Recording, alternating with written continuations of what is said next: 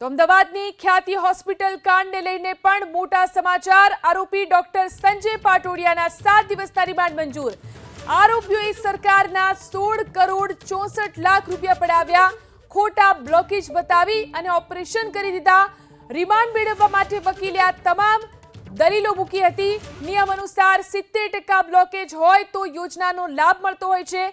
4 director પૈકી સંજય પાટોડિયા એકમાત્ર doctor છે। રેલવે અને ઓએનજીસી અધિકારીના પણ ઓપરેશન કરવામાં આવ્યા છે। હોસ્પિટલ ખોટમાં ચાલતી હોવાનો રિપોર્ટ પણ સામે આવ્યો છે। તો કાર્તિક પટેલ અને રાજશ્રી કોઠારી હજુ પણ આ કેસમાં ફરાર છે।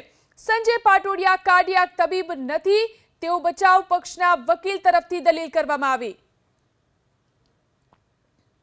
આરોપી ડોક્ટર સંજય પટોડિયાની ધરપકડ કરવામાં આવેલી હતી અને 24 કલાકમાં જે સહકાર નહીં મળતા વિવિધ મુદ્દાઓ સાથે રિમાન્ડની કુલ 10 દિવસની માંગણી કરેલી હતી।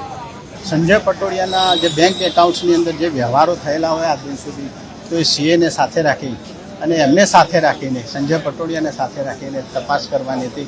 એવા વિગતવારના મુદ્દાઓ અને બીજા કોઈ એક્યુઝ જે એના ડાયરેક્ટર છે કાર્તિક પટેલ અને રાજશ્રી કોઠારી એ હાલ મળી આવતા નથી, ક્યાં છે, ક્યાં છુપાયેલા છે, તો એ બાબતે એમની પૂછપરછ કરવી જરૂરી છે। કારણ કે ડાયરેક્ટર છે તો એકબીજાની સાથે સંપર્કમાં હોઈ શકે।